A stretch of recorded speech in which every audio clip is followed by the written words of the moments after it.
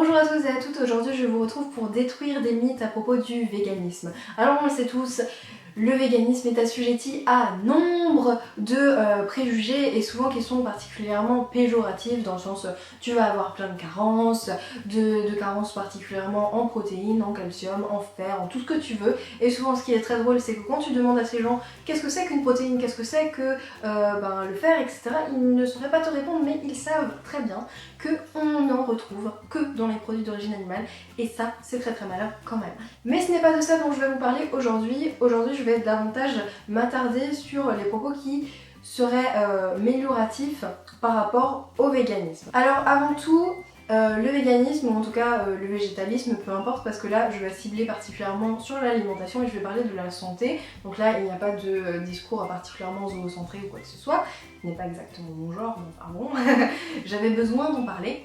En tout cas, le végétalisme ou le véganisme, d'un point de vue alimentaire, est reconnu par de grandes organisations, par exemple par l'OMC, comme étant totalement viable, et cela à tous les âges de la vie, sans prendre je ne sais combien de pilules par jour, etc. En plus d'être reconnu comme sans impact négatif sur la santé, le véganisme est aussi reconnu comme étant mieux en fait pour ta santé, meilleur pour ta santé pardon, dans le sens où ça peut t'éviter d'avoir des cancers, des maladies cardiovasculaires, du cholestérol, du diabète, que sais-je, encore plein d'autres maladies super géniales, de te boucher les artères par exemple. Alors effectivement tu as moins de chances d'avoir ces maladies là, mais ça ne veut pas dire non plus que tu ne peux pas les avoir parce que tu es végane. Pas exactement. En fait, tout dépend de ce que tu manges. Et c'est ça, en fait, le problème, c'est que ça se base sur l'idée que tu as une alimentation équilibrée. Et encore une fois, qu'est-ce que c'est exactement une alimentation équilibrée? Parce que, par définition, moi, j'ai une alimentation végane équilibrée, dans le sens où mon bilan sanguin est absolument nickel.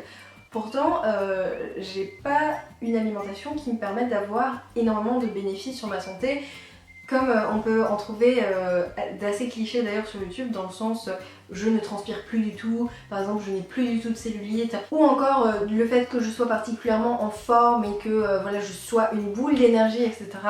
Tout ça c'est des choses qui sont pas exactement fiables pour moi, et aussi on peut parler du fait de perdre du poids.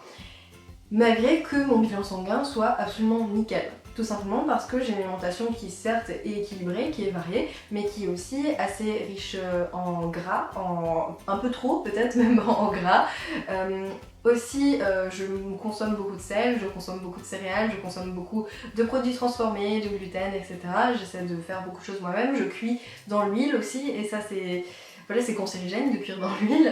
Voilà, je mange des choses qui sont assez difficiles à digérer, qui sont moyennement digestes, qui font que voilà, je ne vais pas avoir une énergie incroyable, etc. Et que je vais quand même passer un certain temps à digérer ma nourriture. Aujourd'hui, j'ai envie de revenir sur ça parce que je me rends compte effectivement qu'il y a vraiment une ribambelle de clichés autour de ça et presque même une pression. C'est-à-dire que quand je dis aux gens que je suis végane, souvent dans un restaurant ou quoi, ils vont me dire ah et vous avez vu des améliorations sur votre santé, et moi je suis comme en fait on s'en fout. Voilà, enfin je ne suis pas devenue végane pour perdre du poids, je ne suis pas devenue végane pour quoi que ce soit en fait d'autre que par éthique au final.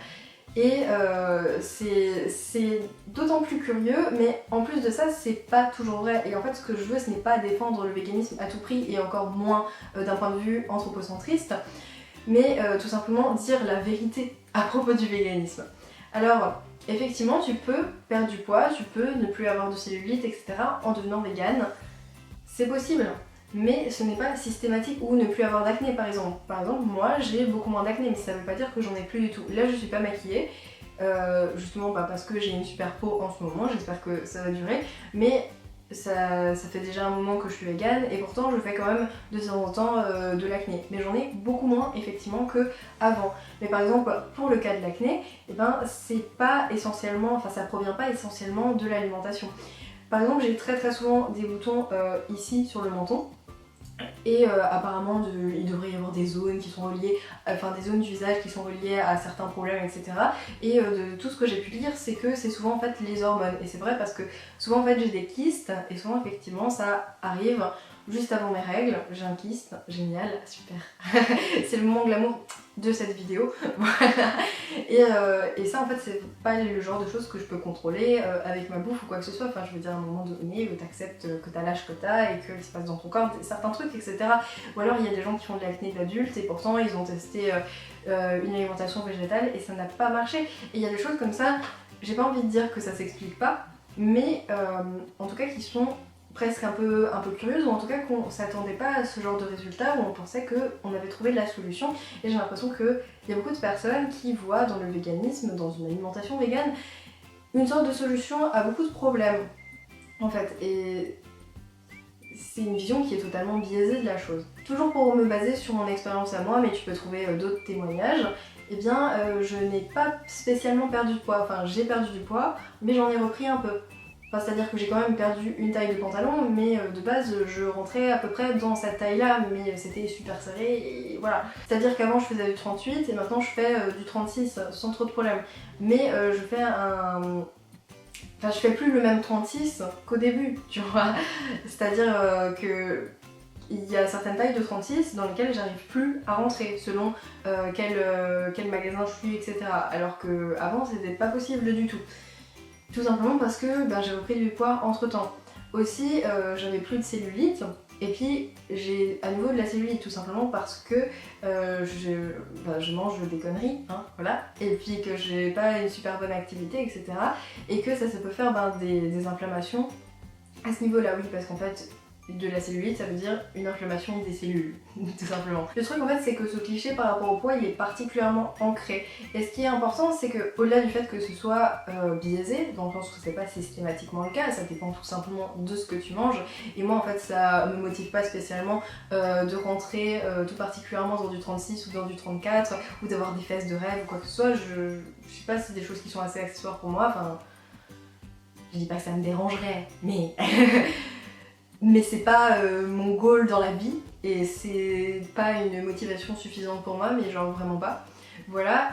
En fait le truc c'est que au-delà de ça, ça crée une réelle pression et c'est pour ça en fait qu'on peut voir fleurir un peu sur YouTube des vidéos qui s'appellent I'm a fat vegan avec un point d'interrogation, un truc comme ça, tout simplement parce que les gens ont une sorte... Enfin il y a quand même certaines personnes qui se font une représentation qui est biaisés des véganes, donc comme quoi qu'ils sont super bien foutus, qu'ils sont extrêmement musclés, etc. Et d'ailleurs j'avouerais que j'ai très peu d'amis véganes qui ne font pas de la muscu ou du fitness ou des trucs comme ça, ou qui comptent le faire. Je suis un peu seule dans ce cas-là, voilà, dans ma propre sédentarité. Je ne sais pas, mais ce que j'avais envie de dire c'est que non, c'est pas un régime maigrissant et ça dépend aussi de ton passé. Par exemple, quand je suis devenue végane, je te l'ai déjà dit, mais ma mère elle a un peu suivi. Donc entre temps elle a remangé de la viande, etc. Même si elle a une alimentation qui est davantage inspirée du végétalisme. Parce que du coup je peux pas dire que c'est végane, tu vois. Et elle a perdu énormément de poids. Déjà parce qu'elle en avait à en perdre. Aussi parce qu'elle mangeait effectivement la même chose que moi, mais elle en mangeait avec souvent beaucoup de sel, avec de la mayonnaise. Alors que moi je ne sais pas pourquoi, mais étant omnivore, c'était pas du tout un truc qui m'intéressait, la mayonnaise. Elle avait aussi un catalogue de mauvaises habitudes et que je n'avais pas moi. Et qui font que moi j'ai pas perdu autant de poids qu'elle, alors que concrètement on avait exactement la même alimentation. Et qu'on partage à peu près la même génétique. Normalement. Et pourtant on n'a pas du tout réagi de la même façon. Voire carrément elle a gardé certains produits d'origine animale alors que moi je les ai totalement supprimés. Donc on pourrait s'attendre au résultat inverse dans le sens où elle perdrait moins que moi ou quoi que ce soit, mais pas nécessairement. Et j'ai envie de te dire heureusement que j'ai pas perdu autant de poids qu'elle parce que je pense que là je serais à l'hosto quoi. Mais le truc que j'ai envie de dire c'est que ouais, il peut y avoir une sorte de pression par rapport au poids. Et là en fait où m'est venue cette réflexion, c'est tout simplement parce que j'avais donc le projet justement d'aller à ce fameux pique-nique vegan, etc. Et sur le coup je réfléchissais par exemple à ce que j'allais mettre, je regardais la météo, etc. Du coup voilà, je réfléchissais à des trucs un peu futiles comme ça, mais bon. Et je me suis dit, en fait peut-être qu'ils vont trouver que je suis grosse pour une végane, tu vois. Ce qui est ridicule et ce qu'on m'a absolument jamais dit en fait. Mais si je ressens ça, c'est pas pour rien, tu vois, c'est vraiment parce qu'il y a une sorte de gros clichés autour de ça. Et c'est pour ça que je vois aussi beaucoup de personnes hein, donc, qui ont des problèmes avec leur poids Et d'ailleurs, c'est des personnes qui sont actives, qui font particulièrement attention à ce qu'ils et elles mangent. Et voilà, c'est un peu une grande misère pour eux parce qu'ils savent pas du tout d'où ça vient. Et ce que j'ai envie de dire, c'est que parfois il y a des facteurs extérieurs et que le végétalisme, c'est pas la solution à tout. Et c'est possible par exemple que si tu deviens végane, et ben tu conserves ton acné. Malgré tout, parce qu'en fait ça venait pas de là. Ou c'est possible qu'en devenant végane, et ben, tu prennes du poids. Ça arrive aussi. Parce qu'il y a un facteur extérieur, peut-être que t'es devenu plus stressé ou j'en sais rien, tu vois. Ou peut-être que tu cuisines davantage, que tu manges encore plus gras, ou en tout cas des gras qui sont pas nécessairement des graisses saturées comme on les retrouve dans les produits d'origine animale, mais par exemple beaucoup d'huile de coco, etc. Par exemple, l'huile de coco, ça peut boucher des artères si t'en manges vraiment beaucoup. On peut également trouver le cliché comme quoi que tu transpires plus. Et encore une fois, c'est quelque chose que j'ai envie de modérer dans le sens où il y a beaucoup de témoignages qui disent que effectivement, moi je transpire beaucoup moins, en tout cas j'ai une transpiration qui est pas odorante du tout. Alors que avant, enfin j'ai envie de te dire heureusement que je transpire, donc effectivement je perds de l'eau, mais je vais pas avoir une transpiration extrêmement odorante. Alors qu'avant ça aurait pu être le cas, enfin extrêmement, on se comprend quoi. Et il y a des gens pour qui ça fait pas ça, parce que ça dépend en fait de ce que tu manges. Et on peut pas tout généraliser parce qu'il n'y a pas un paradigme parfait de l'alimentation végane, genre ça, c'est ça, et toutes les personnes véganes mangent ça, et donc ils ont ces effets.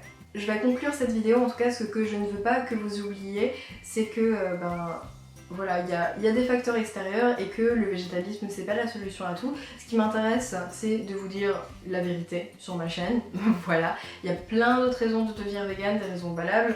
La raison qui a le plus de poids c'est l'éthique évidemment. Mais il faut pas généraliser les expériences de certains et en faire une sorte de paradigme, une sorte de règle absolue. Tu deviens végane, du coup tu as ça et ça. Pas nécessairement. Voilà, j'espère que cette vidéo vous aura plu. Je vous retrouve dans une prochaine vidéo. D'ici là, buvez beaucoup d'eau, mangez plein de légumes.